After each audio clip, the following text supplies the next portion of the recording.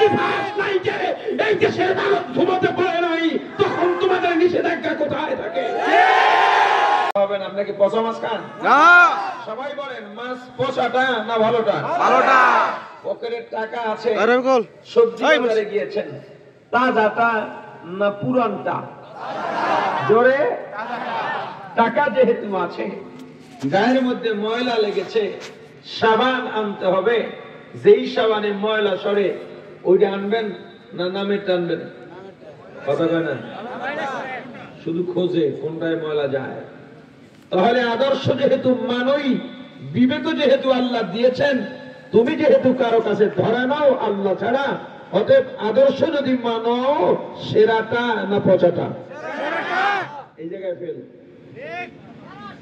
বাজারে গিয়া মাছ কেনে তাজা, তরু তরকারি তাজা, শাক তাজা, ঘি আসলটা খোঁজে, সরিষার তেল আসলটা খোঁজে, যেখানে যায় এক নাম্বার জিনিস খোঁজে।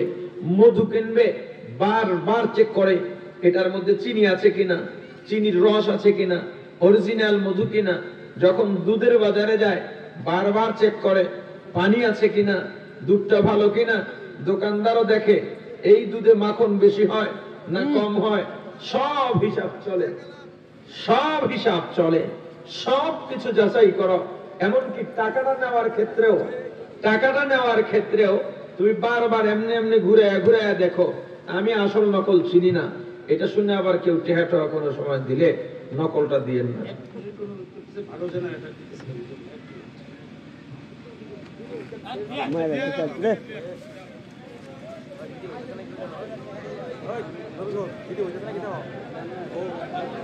এমনি এমনি করতে করতে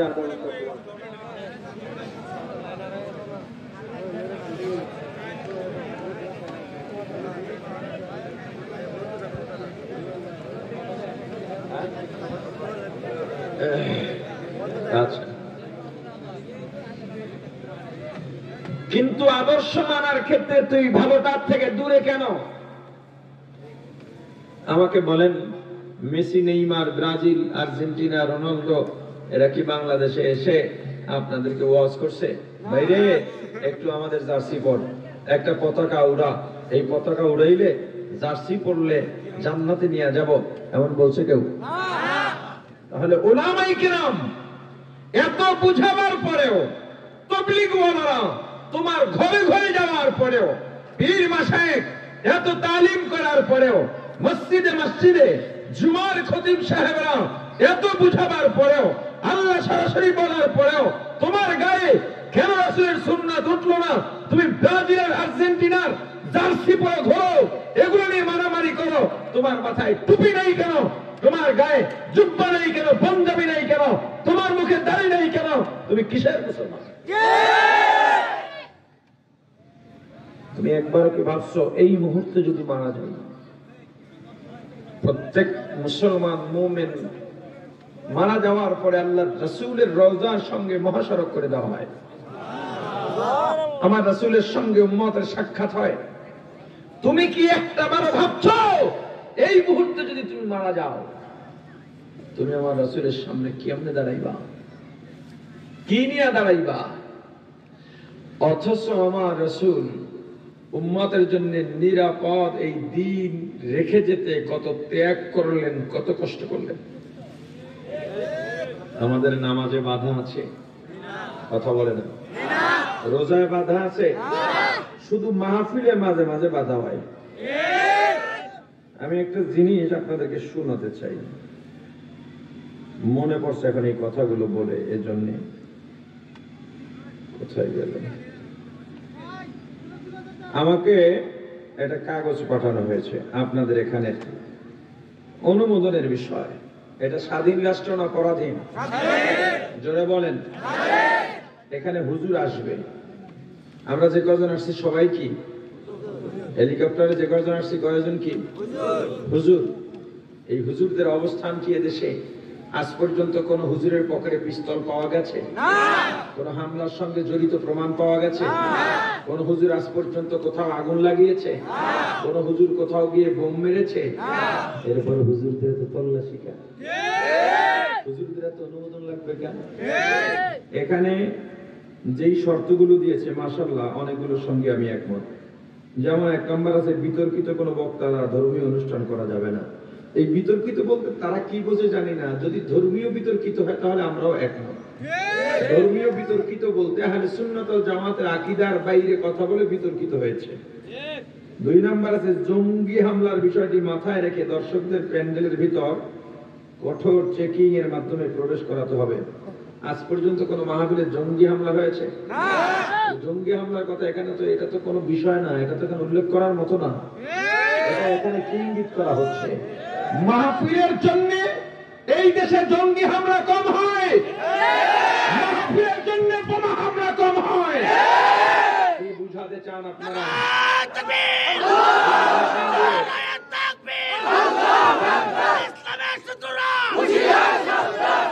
এই মাহফিলের উসিলায় কি হয়, এত অনুমোদন যেই মাহফিলের জন্য, আমি মাহফিলের 2টা ফায়দা বলি আপনাকে।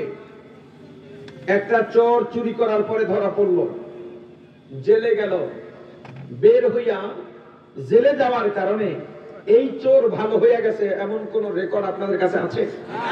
বরং বের হইয়া এবার ডাকাতি করে, ডাকাতি করে ধরা পড়েছে, এবার আবার জেলে রিমান্ড হয়েছে। বের হওয়ার পরে জেল গেটে ওকে বলে দেওয়া হয়েছে সামনে অন্যায় করবি না, রিমান্ড বেশি হবে, শাস্তি বেশি হবে, জেল বেশি হবে, যাবজ্জীবন হতে পারে, এমনকি অপরাধের ধারা অনুযায়ী ফাঁসিও হতে পারে। এরপরেও অন্যায় থেকে ফিরেছে এমন কোন কথা আপনারা জানেন? অথচ জেলের জন্য, প্রশাসনের অস্ত্রের জন্য হাজার হাজার কোটি টাকা বরাদ্দ আছে। আজ পর্যন্ত এই বাংলার জমিনে অস্ত্রের ভয়, গুলির ভয়, জেলের ভয়, রিমান্ডের ভয়, সাজার ভয় দেখাইয়া কাউকে অন্যায় থেকে ফেরানো যায় না। 20 বছর পর্যন্ত চুরি করে, 30 বছর পর্যন্ত ডাকাতি করে, 5-10 বছর পর্যন্ত খুন করে, চোরা কারবারি, দুর্নীতিবাজ, ঘুষখোর, ব্যাংক লুটকারী, এই অন্যায়কারীটা ওয়াজে চলে যায়, জুমার খুতবা যায়, চরমোনাই যায়, উজানি যায়, যাত্রাবাড়ি যায়, বালিয়া যায়, ওয়াজের ময়দানে আসে, আধা ঘন্টার বয়ান, 1 ঘন্টার বয়ান, যেই বয়ানে গুলির ভয় দেখানো হয় না, অস্ত্রের ভয় দেখানো হয় না, জেলের ভয় নাই, রিমান্ডের ভয় নাই, আইনের ভাগ প্রখর দেখানো হয় না, 40 বছর পর্যন্ত যেই ডাকাতটাকে, যেই চোরাকারবারিকে, যেই দুর্নীতিবাজকে, যেই দখলবাজকে, যেই সুদখোরকে অস্ত্রের ভয় দেখাইয়া ঘুষ থেকে ফিরানো যায় নাই, অন্যায় থেকে ফিরানো যায় নাই, চুরি ডাকাতির থেকে ফিরানো যায় নাই, ওই চোর, ওই ডাকাত, ওই দুর্নীতিবাজ, ওই চোরাকারবারি ওয়াজের ময়দানে উলামায়ে কিরামের আধা ঘন্টার বয়ান শুনে সোনার মানুষ হয়ে বাড়িতে যায়। আপনারা যেটা হাজার কোটি টাকার অস্ত্র বরাদ্দ দিয়াও করতে পারেন নাই, উলামায়ে কিরাম 1 টাকা বরাদ্দ না পাইয়াও সেটাই করে দিচ্ছেন, অথচ আপনারা সেই মাহফিল বন্ধ করে দিতে চান। এই যে মাহফিল হলো, এলাকায় সবাই একটা আনন্দ উদযাপন করতেছে, ইসলাম ইসলাম একটা ভাব, ঘরে ঘরে মায়েরা ছোট ছোট ছেলেদেরকে টুপি পরায় দিতেছে, পাঞ্জাবি পরায় দিতেছে, ঘরের পুরুষগুলো সবাই টুপি, আজকে মাহফিল, আজকে এলাকায় ওয়াজ, সবার মাঝে একটা অন্যরকম আবহ। দোকান বসে, এর মধ্যে আতর টুপির দোকান আছে, যায় নামাজ কিনতে পাওয়া যায়, তসবিহ কিনতে পাওয়া যায়, এই দোকানগুলো বেচা কিনা হয় না? যায় নামাজ বেচে না? যে কেনে কেন কেনে, যে তসবিহটা কেনে কেন কেনে, যে টুপি পাগড়িটা কেনে কেন কেনে, যে টুপিটা কেনে কেন কেনে, যে আতরটা লাগায় কেন লাগায়? এই মাহফিলের মাধ্যমে এলাকায় একটা আবহ তৈরি হয়ে গেছে, দ্বীনি আবহ। অন্তত এই উসিলায় মাহফিলের উদ্দেশ্য ভালো হোক খারাপ হোক, বক্তার উদ্দেশ্য ভালো হোক খারাপ হোক, ওইটা ম্যাটার করে না। উদ্দেশ্য ভালো হলো তো নূর না আলা নূর, উদ্দেশ্য যদি ভালো নাও হয়, এই এলাকার মধ্যে ইসলামের একটা রব, একটা জয়গান, তাকবীরের আওয়াজ উঁচু হয়। এরপর আপনারা লেখছেন সেই মাহফিলে জঙ্গি হামলার জন্য প্যান্ডেলের মধ্যে সীমাবদ্ধ রাখতে, খবর রাখতে কেন? এটা কি পূর্বধলা? পূর্বধলা অজপাড়া গা, এটা গ্রাম। ফ্লাইটে না এলে খুঁজে মনে হয় পেতাম না, গাড়ি দিয়ে জায়গাটা খুব সেই জায়গায় জঙ্গি করতে। এরা ধান উড়িয়ে ঘরে চাল জুগাইতে পারে না, জঙ্গি হামলা করে কোন সময়। আমার কাছে এটা পাঠানোর পরে পুরোটা পড়ছি। এরপরে প্যান্ডেলের চারদিকে নিজস্ব ব্যবস্থাপনায় বেষ্টনী দিয়ে নিচ্ছিদ্র নিরাপত্তা ব্যবস্থা গ্রহণ করতে হবে। এটা সব মাহফিল ওলারা করে। এই মাহফিলে যেই শ্রোতারা আসার প্রত্যেকে এক একজন নিরাপত্তা কর্মী। এই জায়গায় কোনো চোর বাটপার নাই, চোরাইতে পারে মোবাইল নেওয়ার জন্য, জুতা নেওয়ার জন্য, ওরা হামলা করে না, কথা বলে না। আচ্ছা, 4 নাম্বার আছে লোকজন যাতে অনায়াসে প্যান্ডেলের ভেতরে প্রবেশ ও বের হতে পারে সেজন্য যথেষ্ট সংখ্যক প্রবেশ ও বহির্গমন থাকতে হবে। এটা ঠিক আছে। পুরুষ ও মহিলাদের জন্য আলাদা আসনের ব্যবস্থা করতে হবে, এটাও ঠিক আছে। যদিও আসন, তারা তো আসন করে বিভিন্ন সময়, এইদিকে লেডিস এদিকে জেন্টস, আর আমাদের মাহফিলগুলো তো সব এরিয়ার বাইরে থাকে মহিলাদের জায়গা, ঠিক না? আরো নিরাপত্তা, মহিলাদের ইজ্জত আবরে একদম নিরাপত্তা থাকে, এখানে নিরাপদ থাকে। এরপরে আপনার আছে 6 নম্বরে বিনোদনমূলকের অনুষ্ঠানের আয়োজন করা যাবে না। কি বোকার মতো শর্ত করছি মাহফিলের আয়োজন। মাহফিল উপলক্ষে বিনোদন হয়? কথা কয় না। মাহফিল তো মাহফিলই করে। আচ্ছা, গেল এটা। বিনোদন বলতে কি বুঝাইছে তার আপনাদেরকে বললাম না। 7 নম্বরে প্রতিটি প্রবেশ পথে নিজস্ব ব্যবস্থাপনা স্বেচ্ছাসেবক নিয়োগ করে যান্ত্রিক ও শারীরিকভাবে তল্লাশির ব্যবস্থা গ্রহণ করতে হবে। মানে এটা তারা বুঝাইছে এই এলাকার সবগুলোই সমস্যা থাকতে পারে, মানুষের মধ্যে তল্লাশি করতে হবে। এই যে এটা সম্ভব না, তবুও প্রত্যেক মাহফিলওয়ালারা এটা তাদের মতো করে তারা নজর রাখে। তবে এই শর্তের সাথে আমি একমত। এরপরে 9 নম্বরে আইন শৃঙ্খলা ভঙ্গজনিত কোনো কারণ ঘটলে তার যাবতীয় দায় দায়িত্ব আয়োজক কর্তৃপক্ষকে বহন করতে হবে। এটার সাথে আমি পূর্ণ একমত। ধর্মীয় অনুভূতিতে আঘাত হানে এবং রাষ্ট্রীয় কার্যকলাপ বিরোধী কোনো দৃশ্য প্রদর্শন, সংলাপ বা কৌতুক পরিবেশন করা যাবে না। এটাও একটা বাড়তি কথা, এগুলো মাহফিলিতে হয় না। ধর্মীয় অনুভূতিতে আঘাত মাহফিল তো হয়, ধর্মীয় আঘাত যেগুলো দেয় এগুলো সাইজ করার লিখে মাহফিল আবার ধর্মীয় অনুভূতিতে আঘাত দেবে কিভাবে? হ্যাঁ, সরকার বিরোধীর কথা বলা হয়েছে। এই দেশের কোন আলেম রাষ্ট্র বিরোধী কথা বলে না, আওয়ামী লীগ বিএনপি নিয়ে কথা বলে না, চাউলের দাম বাড়ছে এটা নিয়ে প্রতিবাদ বক্তারা করে না, বিদ্যুৎ থাকে না এই প্রতিবাদ বক্তারা করে না, কথা বলেন ঠিক কিনা? রাস্তাঘাট ভালো না হইলে তার প্রতিবাদ বক্তারা করে না। এদেশের বড় বড় নেতারা বিদেশ গিয়ে বাড়ি বানায়, এদেশের পোলা ভাইয়েরা বিদেশ পড়ে, নেতার পোলারা বিদেশে পড়ে, নেতারা বিদেশে চিকিৎসা নিয়ে এই দেশে উন্নত চিকিৎসার বলিয়া উড়ায়। এই প্রতিবাদ বা এই কথাও বক্তারা ওলামায়ে কেরাম বলেন না। তবে ইসলামের বিরুদ্ধে যদি কেউ আঙুল তুলে ওলামায়ে কেরাম বসে থাকে, তাওহীদি জনতা বসে থাকে না, এটা কেউ ফিরাইতে পারবে না। ইসলাম এটা আবেগের জায়গা নয়, এটা আমার অস্তিত্ব, এটা আমার অস্তিত্ব, এটা আমার রক্তের সঙ্গে মিশে আছে। আমার রাসূলের অবমাননা হলে এটা আমরা মেনে নিতে পারি না, এখানে কোনো দলমত নাই। এটা সার্বজনীন, সবাই মাঠে নেমে যায়, এবং এটা আবেগ নয়, এটা দায়িত্ব, ঈমানি দায়িত্ব। যাই হোক, 9 নম্বর করলাম। এরপরে আছে 11 নম্বর, সরকার বিরোধী কোনো উস্কানিমূলক বক্তব্য প্রদান করা যাবে না। এটাও কোনো ওলামায়ে কেরাম করে না, যারা করে আমিও তাদের বিরোধী। এই কথার সঙ্গে আমরা একমত। তবে তারা সরকার বিরোধী কোনো উস্কানিমূলক বক্তব্য বলতে যেটা বুঝায়, তাদের বুঝে ভুল আছে।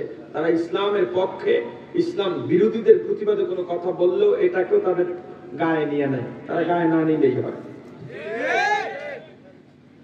দুর্ঘটনা ঘটার সম্ভাবনা রয়েছে এমন কোনো কিছু প্রদর্শন করা যাবে না, পূর্ণ একমত।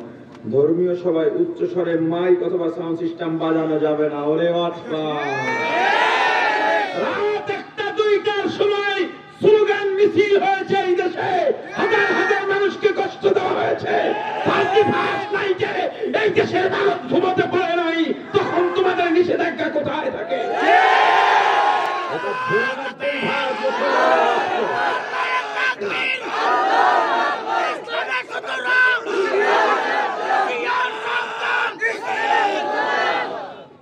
এটা 92% মুসলমানের দেশ, মসজিদের রাজধানী বলা হয় বাংলাদেশকে। 5 লক্ষাধিক মসজিদ আছে এই দেশে, লক্ষ লক্ষ ওলামায়ে কেরামের বসবাস এই দেশে, শাহজালাল ইয়ামিনীর বসবাস এই দেশে, যার তাকবীরে ক্ষমতাধর অত্যাচারী গৌর গোবিন্দ মাটির সঙ্গে মিশে গিয়েছিল। সেই দেশের মধ্যে ওয়াজের মাইক চলবে না, 31st নাইটের মাইক চলবে, সারা রাত ব্যাপী বিয়ার অনুষ্ঠানের বক্স বাজাইয়া মানুষের ঘুম ভাঙার অনুষ্ঠান চলবে, তোমাদের অনুষ্ঠান চলবে, খেলা দেখার অনুষ্ঠান চলবে, মাইকের জ্বালায় মানুষ ঘুমোতে পারবে না। গত রাতে মাহফিল করতে পারি নাই, মানুষের পরশু দিনের রাতের আশপাশের গানের আওয়াজে মাইকের আওয়াজ বন্ধ হয়ে যাওয়ার অবস্থা, আর ওয়াজের মাইকের উপরে সীমা নির্ধারিত।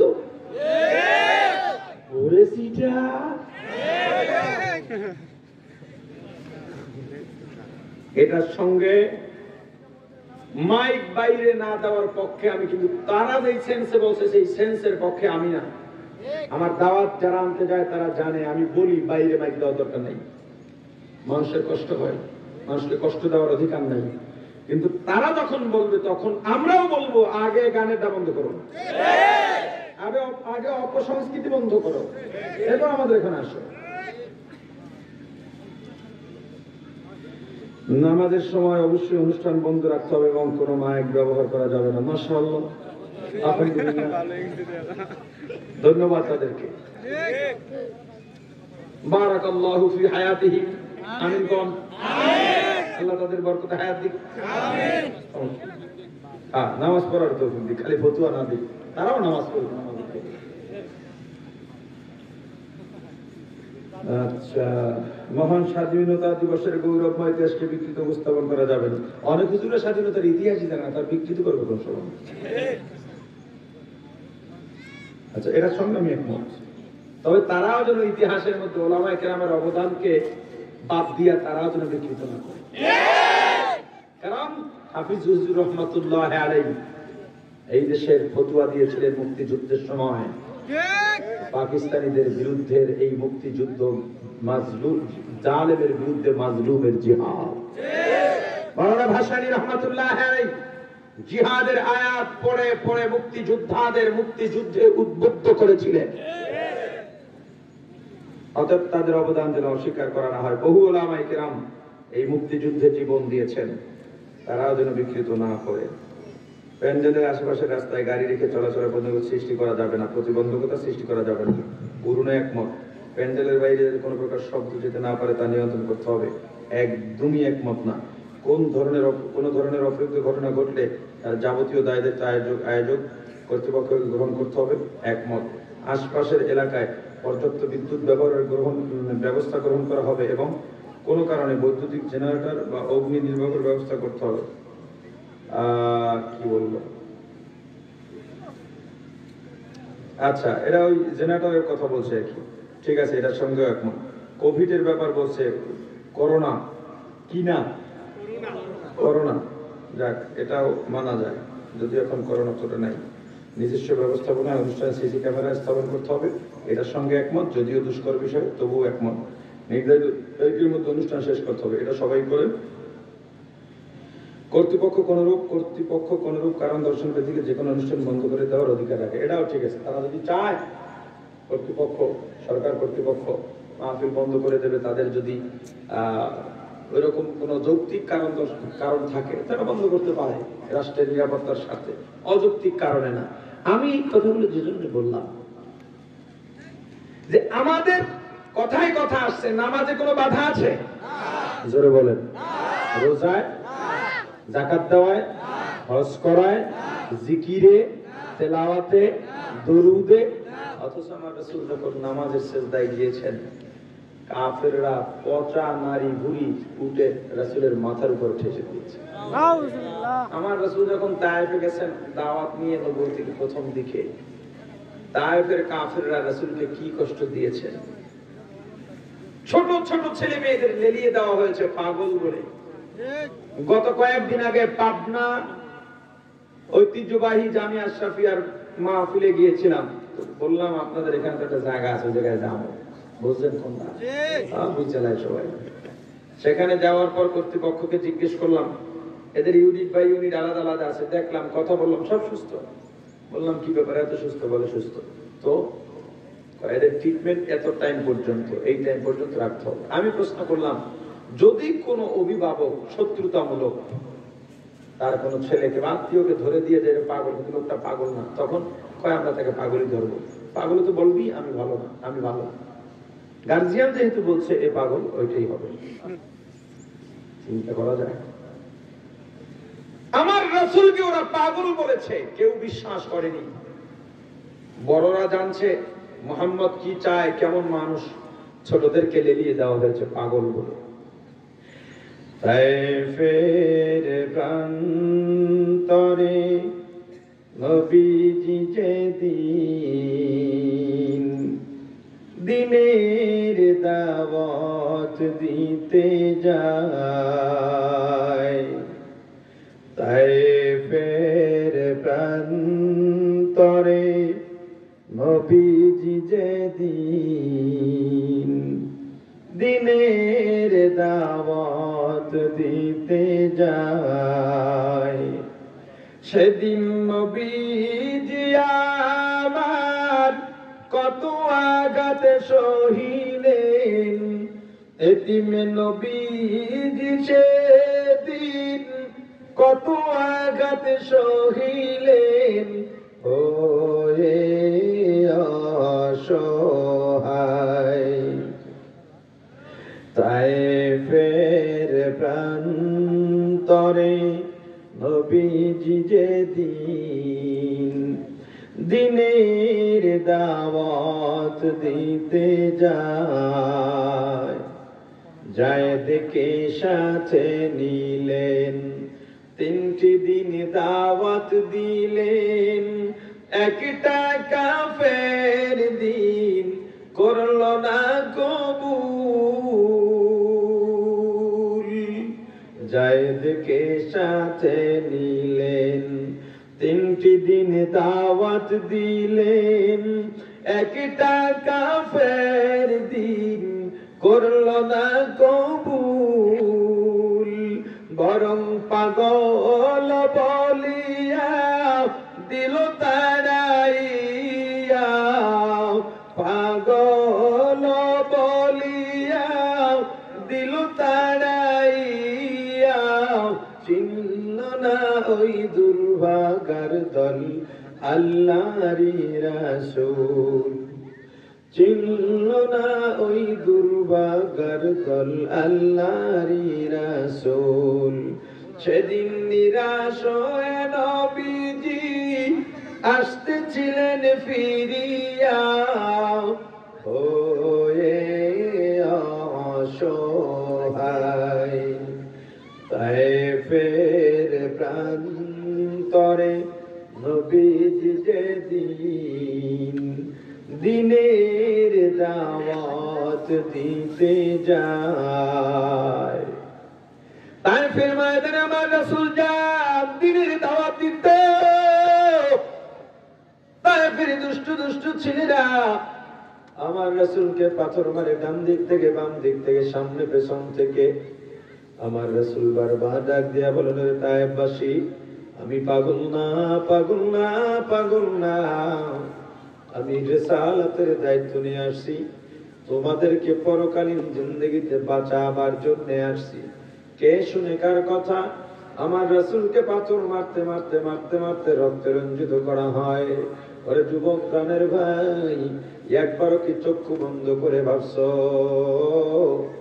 রাসূলের শরীর থেকে মাথা থেকে পা পর্যন্ত রক্ত ঝরতে ঝরতে ঝরতে ঝরতে সারা শরীর রক্তে রঞ্জিত হয়ে গেছে। রক্ত ঝরতে ঝরতে পা পর্যন্ত রক্ত পড়ে জুতাগুলো পায়ের সঙ্গে আটকে গেছে। আমার নবী হাঁটতে পারেন না। তায়েফ থেকে ধাক্কাইয়া ধাক্কাইয়া রাসূলকে বের করে দেওয়া হয়। এমন জোরে ধাক্কা মারে রাসূল পড়ে যান, আবার উঠতে যান, ওঠার আগে আবার ধাক্কা দিয়ে ফেলে দেয়। আমার রাসূল কোনো মতে গিয়া পাহাড়ের কিনারায় গিয়া সিজদায় পড়ে কাঁদেন আর বলেন, আমার আল্লাহ।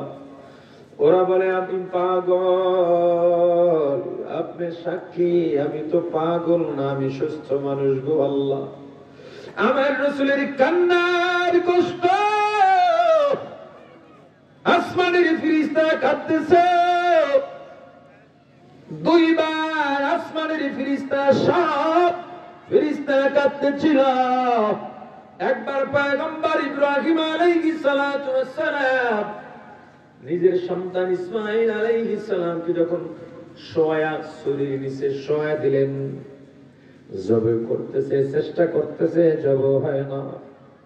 পয়গম্বর ইসমাঈল ডাক দেয়া বলেন, আব্বা আপনার সমস্যা কোথায় আমি বুঝছি, আপনি আমার চক্ষু দুইটা বাঁধা নেন, কারণ আপনার সঙ্গে অনেক বছর পরে আমার দেখা।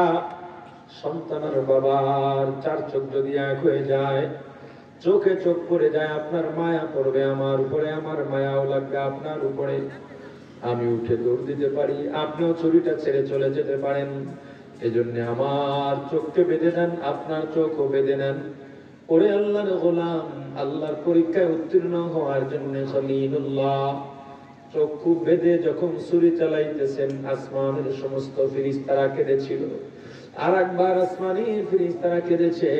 আমার রাসূল যখন তায়েফের প্রান্তরের পাহাড়ের কিনারায় গিয়ে সিজদায় পড়ে কেঁদেছেন, জিবরাইল চলে এসেছে, পয়গম্বর ইয়া রাসূলুল্লাহ ইয়া হাবিবাল্লাহ আপনি একবার বলেন তায়েফবাসীকে উল্টায়া নেস্তনাবুদ করে দিই। আমার রাসূল বললেন, না না, ওরা বুঝে নাই, বুঝে নাই, ওদেরকে যদি ধ্বংস করে দেওয়া হয় আমি কাদের কাছে দাওয়াত নিয়ে যাব?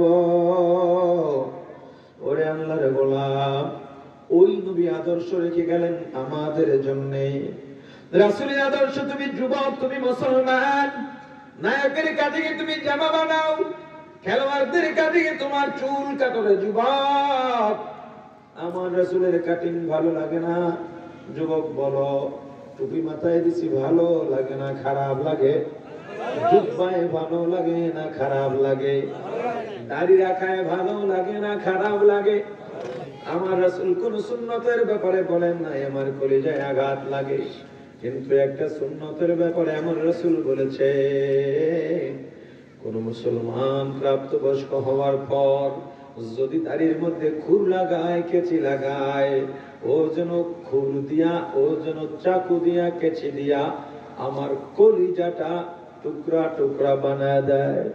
এ যুবক জোয়ান, আমাকে বলো, আমার রাসূলের কলিজা আর কতবার কাটবা? কতবার কাটলে আর টুকরা টুকরা করলে তোমার মনটা ভরবে রে যুবক?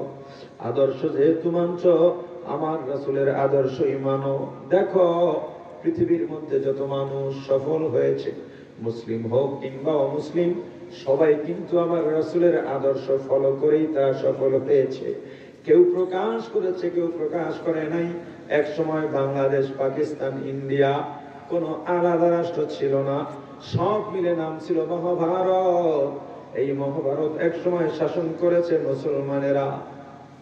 7 থেকে 750 বা 800 বছর পর্যন্ত শাসন করেছে মুসলমানেরা। 1603 বা 6 খ্রিস্টাব্দে মিস্টার হেকিংসের নেতৃত্বে ব্রিটেন থেকে 208 সদস্য বিশিষ্ট একটা ইংরেজদের কাফেলা মহাভারতে প্রবেশ করে। সাইনবোর্ড দিয়েছিল, ব্যবসার সাইনবোর্ড, উদ্দেশ্য ছিল ভিন্ন। কোম্পানি খুললো ইস্ট ইন্ডিয়া কোম্পানি, উদ্দেশ্য এই মহাভারতের ক্ষমতা দখল করা। যেহেতু মুসলমানদের শাসন এটা থাকতে দেওয়া যায় না, 50 বছর ষড়যন্ত্রের মাধ্যমে মহাভারতের ক্ষমতা ছিনিয়ে নেয় ইংরেজরা। ইংরেজদের শাসন আমল আমি উপমহাদেশ স্বাধীনতা আন্দোলনের ইতিহাস বলবো না। ইংরেজদের শাসন আমলের মধ্যবর্তী একটা সময় নিজেদের মাঝে দ্বন্দ্ব হয়। এই দ্বন্দ্ব মিটাবার জন্য, অস্থায়ী সময়ের জন্য ক্ষমতা দেওয়া হয় মহাত্মা গান্ধীর হাতে। মহাত্মা গান্ধীর নাম শুনছেন? দিল্লির শাহী মসজিদের বড় খতিব ছিলেন। দারুল উলুম দেওবন্দের শাইখুল হাদিস, আমাদের বাইতুল মুকাররমের পেশ ইমাম। ব্যক্তিগতভাবে ভালো হতে পারে জানি না, যেহেতু দেখি নাই, তার ইতিহাসও পড়ি নাই। রাজনীতিবিদ হিসেবেও ভালো হতে পারেন, ব্যক্তিগতভাবেও মানুষের সঙ্গে সহদালাপি হতে পারেন, নিষ্ঠার দিক থেকেও তিনি নাই নিষ্ঠাবান হতে পারেন। কিন্তু আকীদার দিক থেকে অন্তরটা কুফরে ভরা ছিল, এটা দেখা লাগে না। তার ধর্ম দিয়েই বলা যায় অন্তরটা ভরে কুফর ছিল, অন্তরের মধ্যে শিরিক ছিল। মহাত্মা গান্ধী অল্প সময়ের জন্য ক্ষমতা পাওয়ার পর মহাভারতের প্রত্যেক রাজ্যের মন্ত্রীদের কাছে একটা একটা চিরকুট পাঠিয়ে দেয়। ভালো করে শোনেন, হে মহাভারতের রাজ্যের মন্ত্রী, তোমরা অস্থায়ী ক্ষমতা যদি স্থায়িত্ব